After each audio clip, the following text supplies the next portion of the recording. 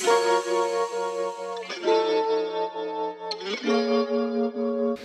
les gars, vous avez vu le dernier Star Wars? Oui, Oui, j'ai regardé très bien. Ouais, moi, j'avoue que je suis pas un énorme fan. Mais il y a un moment, il y a une scène qui m'a particulièrement touché. C'est quand Belle trouve Rey allongée, morte sur le sol. Et là, il est bouleversé. Et voilà, il la prend dans ses bras. Et voilà, il se sacrifie, il donne sa vie, il donne toute son énergie pour elle. Et elle revient à la vie et lui meurt. Donc voilà, ce genre de sacrifice, moi, ça me touche particulièrement. Ah oui. Bah, il y en a d'autres films que c'est passé le même. Hein. Ah oui?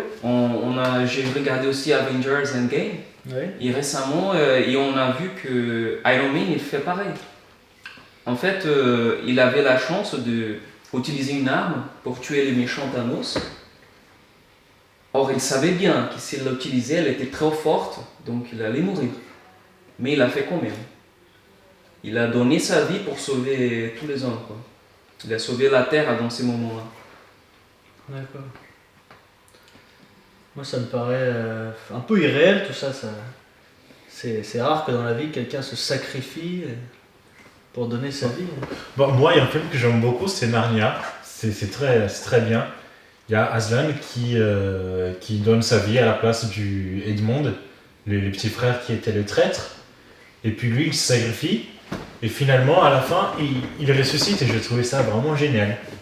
C'est vraiment très bien. Et puis, il y a aussi un peu ça dans l'histoire de Jésus, je ne sais pas si tu connais. Lui le Fils de Dieu, qui s'incarne et qui vient sur terre et puis qui donne sa vie, il meurt sur la croix pour pouvoir nous sauver. C'est extraordinaire. Et puis, après 3 jours, il ressuscite. C'est-à-dire Jésus, le Fils de Dieu, Dieu véritablement, tu veux dire qu'il s'incarne et qu'il meurt pour nous? Oui, Voilà, c'est ça. c'est ça. Ça me paraît...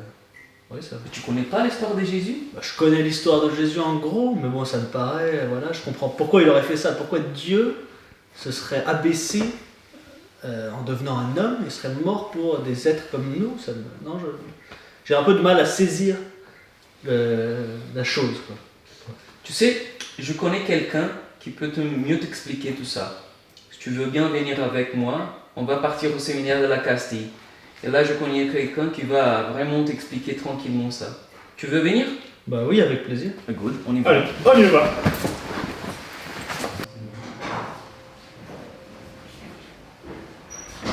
Bonjour. Bonjour monseigneur. Entrez les amis, entrez. Bonjour monseigneur. Merci beaucoup. Bon, nous avons quelques questions à vous poser. Est-ce que vous avez un temps pour nous accorder? Bien sûr, oui. Ah, très bien. Bon, je vous présente. Lui, Amarido, c'est lui. Donc, notre frère aussi, Antoine. Antoine. Bonjour Antoine. Bonjour monseigneur. Voilà. Merci. Parce qu'en fait, tout à l'heure, on discutait un peu, on parlait des films, des derniers films sortis.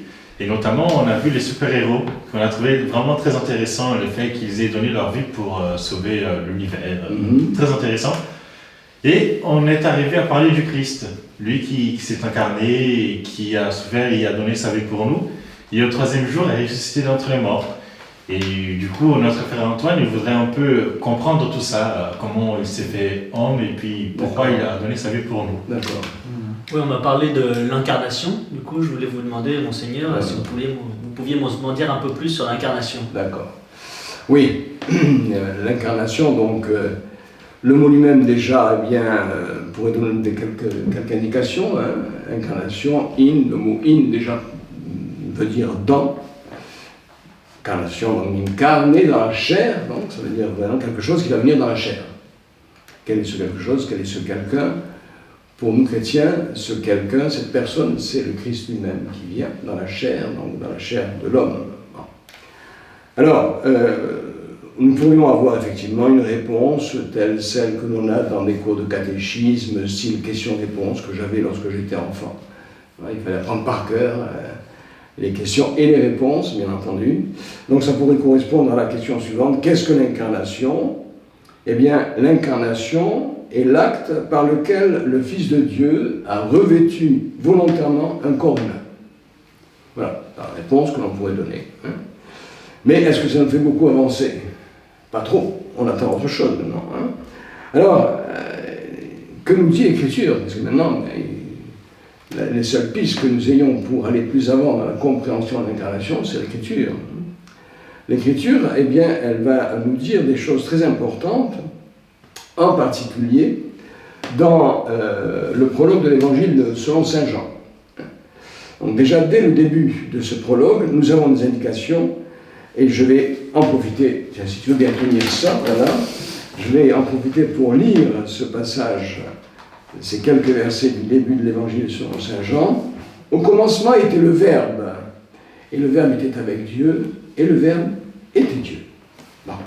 Alors, nous reprenons notre réflexion à partir de ce premier verset. Donc, que nous dit Saint Jean? Eh bien, il nous dit que celui qui va s'incarner, c'est le Verbe. Et qui est le Verbe? Et la réponse nous est donnée aussi par Saint Jean. Il nous dit, le Verbe était avec Dieu, et le Verbe était Dieu. Donc, nous savons que le Verbe, c'est Dieu. Et c'est donc Dieu qui va s'incarner. Le Verbe est avec Dieu, le Verbe est Dieu. Ce Verbe, aussi, nous dit Saint Jean un peu plus loin, est Fils unique de Dieu. Fils unique de Dieu, ça voilà. Vous voyez, donc, effectivement, dès le début de l'Évangile selon Saint Jean, nous avons des indications qui sont très importantes. Donc, au verset 14 de ce même chapitre 1, le Verbe s'est fait chair, il a habité parmi nous, nous dit Saint Jean, et nous avons contemplé sa gloire. Et voilà qui nous donne un détail supplémentaire sur l'identité de ce Verbe, et bien, cette gloire qu'il tient de son Père comme Fils unique, plein de grâce et de vérité. Donc, ce Verbe est Dieu, et il a un Père. Ce Père, donc c'est le Père que nous connaissons de la Trinité Sainte, le Père, le Fils. Et nous voilà donc des détails qui sont très importants pour la suite. Cette incarnation, ce n'est pas n'importe qui va la réaliser, c'est le Fils de Dieu, autrement appelé aussi le Verbe. Par son incarnation, nous allons découvrir aussi que le Verbe va nous faire connaître le Père. Le Fils va nous faire connaître le Père. Et au verset 18 de ce même premier chapitre, nous avons les versets, les phrases suivantes. « Nul n'a jamais vu Dieu, le Fils unique qui est tourné vers le sein du Père, lui, l'a fait connaître. » Ça veut dire, en quelque sorte, d'entrée de jeu, que nous savons qui va être incarné, c'est le Verbe Fils de Dieu, qu'il est envoyé en quelque sorte par son Père pour cette œuvre-là de l'incarnation, et que par cette incarnation, il a aussi pour mission de faire connaître le Père. D'accord? Voilà donc déjà quelques indications, je pense, particulièrement importantes sur l'incarnation, sur ce qu'elle représente, sur ce qu'elle signifie, et sur ce qu'elle va entraîner par la suite. Alors, ensuite, cette incarnation, eh bien, nous allons découvrir aussi qu'elle va se réaliser dans le temps. Et pour cela, nous allons prendre l'Évangile selon saint Luc, le premier chapitre de l'Évangile selon saint Luc, où il est question en particulier de l'incarnation. L'incarnation, nous avons fêté il y a peu de temps. Donc, là c'est je dirais, la mise en route du projet divin d'incarnation, puisqu'il va y avoir cette visite à une jeune femme d'Israël, Marie qui est à Nazareth, qui va avoir la visite de l'ange, Gabriel, qui va lui demander si elle accepte de participer au projet divin de salut, de la rédemption de l'humanité. Et Marie va répondre oui. Marie va dire ce fameux fiat, qu'il me soit fait selon ta parole. Et cette jeune fille, cette jeune femme du peuple d'Israël, qui est conformée à la volonté divine, que Dieu a choisi de toute éternité pour réaliser son projet de salut pour l'humanité, est une pièce essentielle aussi de cette incarnation. Ce qui nous laisse d'ores et déjà que l'incarnation ne va pas se réaliser sans l'humanité, sans le consentement de l'humanité, à travers la personne extraordinaire, petite, humble, cachée, je dirais même, qu'est Marie, que représente Marie. Donc voilà déjà quelques éléments sur l'incarnation qui peuvent nous faire progresser dans notre compréhension de ce mystère. Alors en même temps, il faut voir que ça ne va pas se passer au hasard du temps, comme ça. Hein. C'est pas, tiens, on pourrait mettre, comme pour une réunion de famille, quand est-ce qu'on pourrait mettre cela? Ah oui, tiens, à telle époque, un tel est libre, l'autre aussi, voilà, on fera ça tel jour. Hein. Non. Il faut bien comprendre que l'incarnation se réalise dans la cohérence d'un projet qui a commencé avec la création elle-même, avec bien sûr ce qui a suivi la création, en particulier malheureusement la désobéissance de Adam et Ève, ce qui va provoquer effectivement la rupture de ce qu'on appelle le péché originel et la séparation de l'humanité de la pleine communion avec le Créateur. Que évidemment l'histoire du monde va se dérouler, et pour comprendre l'incarnation, pour comprendre pourquoi c'est à cette époque-là et pas à une autre que le Verbe va se faire chair, il faut reprendre l'Ancien Testament. Il faut reprendre vraiment tout ce qui s'est déroulé dans l'Ancien Testament et comment on en est arrivé à cette époque-là où il était, opportun que le Verbe se fit chair. Donc, ce n'est pas encore une fois un hasard. Le projet de Dieu est quelque chose de cohérent, de logique. Et nous avons donc des traces de ce temps convenable durant lequel va se réaliser ce mystère dans la lettre aux Romains, au chapitre 5, verset 6. Je vais vous le lire, c'est juste un seul verset, donc c'est assez rapide à lire. Chapitre 5, verset 6.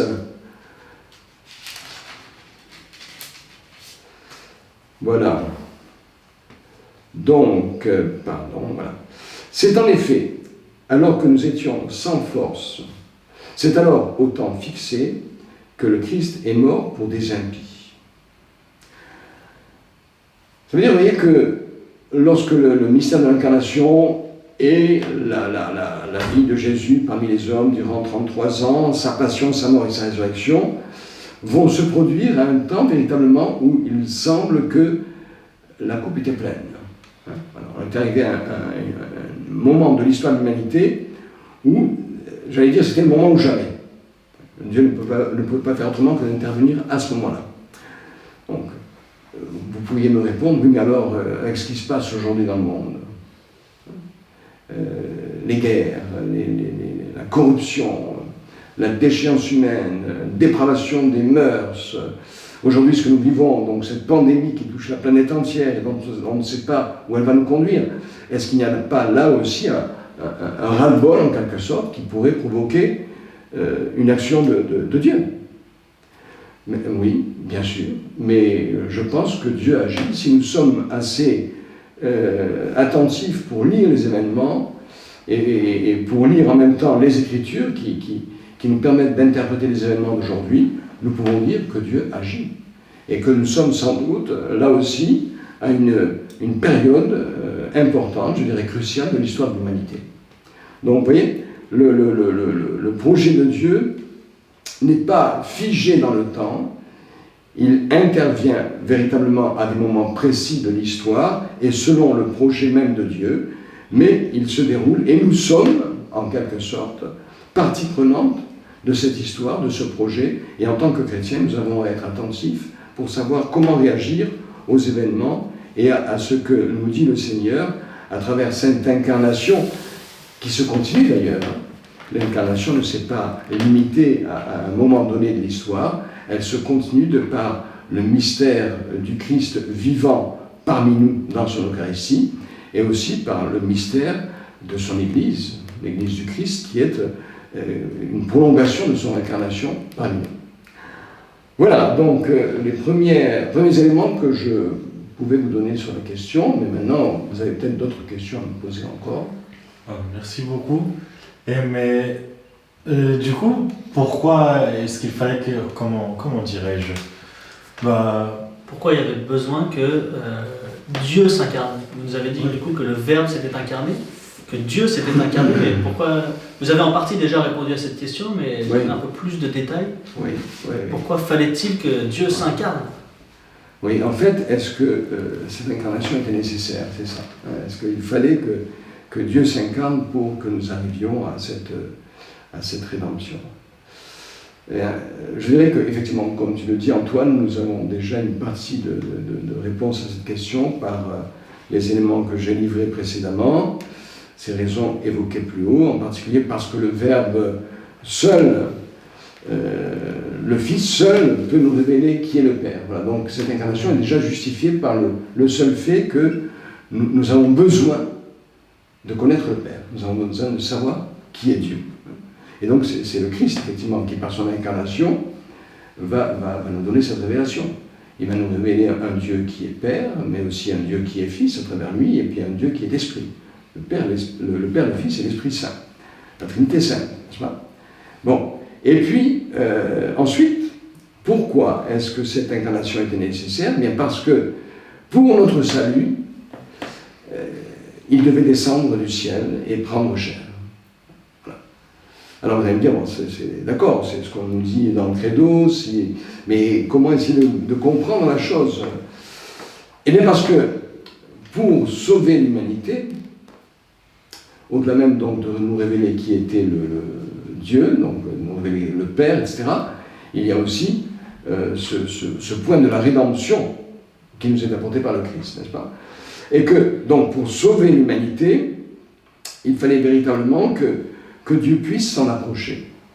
Il fallait que, en toute chose, ce Verbe, ce Fils de Dieu, épouse la condition humaine. En toute chose, excepté le péché, bien entendu. Hein. Et ainsi, par son incarnation, Dieu entre en sympathie avec sa créature. Sympathie, ça veut dire quoi? Attention, le mot sympathie aujourd'hui, on va dire qu'il est bien sympathique, il y a une certaine sympathie. Non. Retenons le sens fort du mot sympathie, qui vient du grec sympatheia, qui signifie affinité, mais là aussi dans le sens fort, affinité naturelle. Naturelle. C'est-à-dire de même nature. Et donc Dieu ne pouvait connaître nos souffrances, notre condition humaine, qu'en adoptant la même nature que nous, pour qu'il y ait cette affinité, cette sympathie avec la condition humaine. Voilà. Ce qui ne pouvait se faire, effectivement, qu'en comprenant la nature de l'homme. Ainsi, prenant la condition de l'homme, revêtant la chair humaine, Jésus, c'est-à-dire Dieu, va pouvoir connaître l'homme, sa créature, comme un homme, excepté le péché, encore une fois. Et tout cela, d'ailleurs, nous est révélé en particulier dans un texte très important, qui est l'Épître aux Hébreux.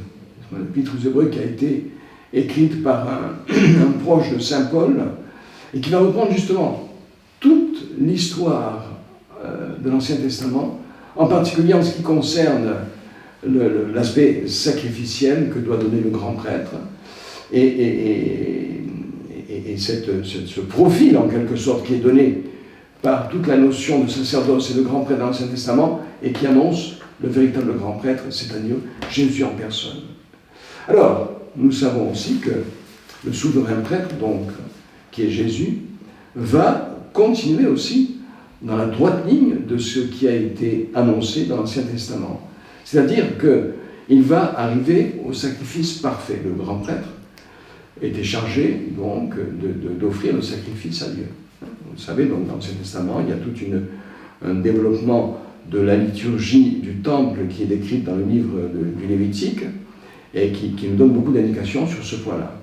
Eh bien, tout cela est une préfiguration de ce que va être le souverain grand prêtre, c'est-à-dire Jésus lui-même, qui va offrir non pas du bétail, des animaux en sacrifice pour plaire à Dieu, mais qui va offrir sa propre vie.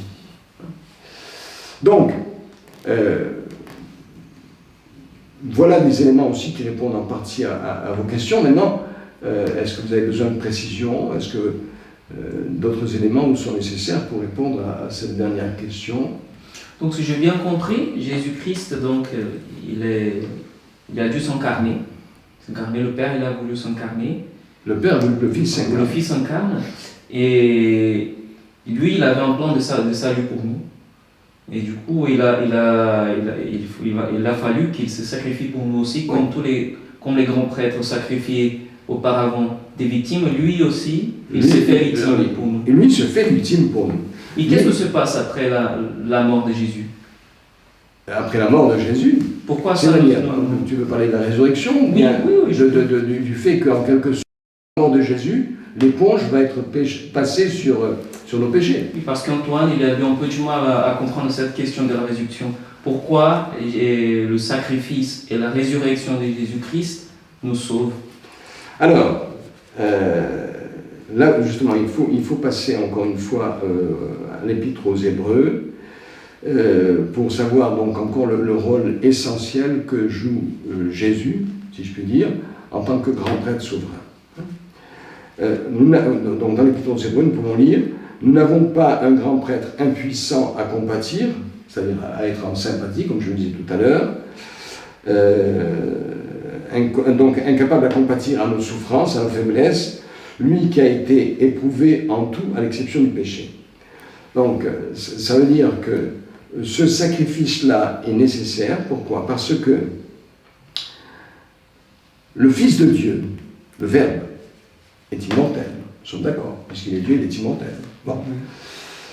Cette immortalité, il va y renoncer en quelque sorte en se faisant homme, c'est-à-dire en épousant la condition humaine qui est une condition mortelle.